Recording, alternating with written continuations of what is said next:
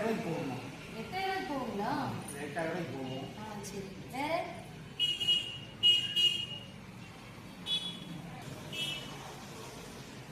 அம்மா இது வந்து செம்பு புடவைம்மா. செம்பு புடவை இது வந்து என்ன ரேட் போடுறீங்க?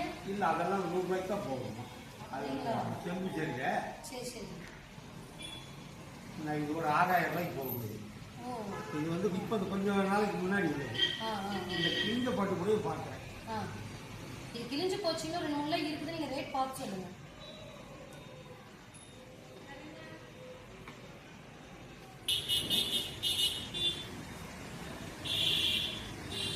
இதுக்கு ஒரு 18000 ரூபாய் கொடுக்குறாமா. 18000 கிழிஞ்ச சரிக்கு அவ்வளோங்களா? ஆமாம் ஆமாம்.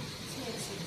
இந்த மாதிரி கிழிஞ்சது இருந்தா, அதாவது உங்க பாட்டி கேட்டது இந்த மாதிரிலாம் இருந்துச்சுன்னா பார்த்தீங்கன்னா இந்த மாதிரி போட்டு போடுறதுன்னா பாட்டு நல்லா அகலமாக இருக்கணும்.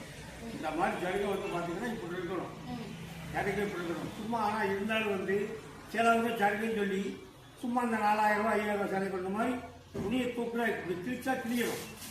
இந்த மாதிரி எங்களுக்கு கிழிஞ்சாதான் அது ஒரிஜினல் பண்ணு இப்படி கிழியணும்.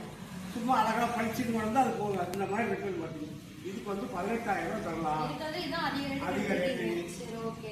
அப்புறம் வந்து இந்த செம்பு புடவை பார்த்தீங்கன்னா இந்த மாதிரி நீங்கள் ஒரு 5 6 போட்டீங்கன்னா ஒரு புடவை ஒரு 200 ரூபாய்க்கு எடுத்துக்கணும். அவ்வளோதான். இல்லை இது போகாது, இது 200 ரூபாய்க்கு தான் போகாது. நீங்கள் அங்கே எங்கேயோ வெளியே பார்த்துட்டு 200 ரூபா.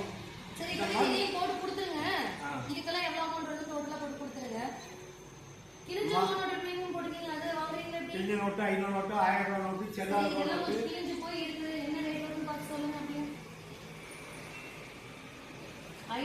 கொஞ்சமாக கிழிஞ்சிருக்கும், பார்த்து சொல்லுங்க.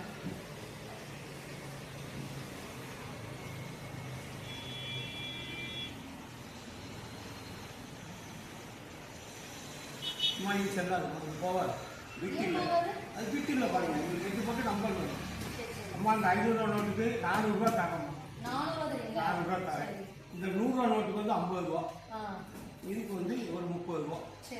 480 ரூபா ஆச்சு. அதெல்லாம் போனீங்கன்னா சரி பழசு எல்லாமே ஃபோனு, லேப்டாப்பு, கம்ப்யூட்டரு, எந்த போனாலும் உடஞ்ச போனாலும் வாங்கும். அது இதுக்குள்ள காசு தான். மற்றபடியாக இதெல்லாம் ஒன்றும் இது பண்ண முடியாது.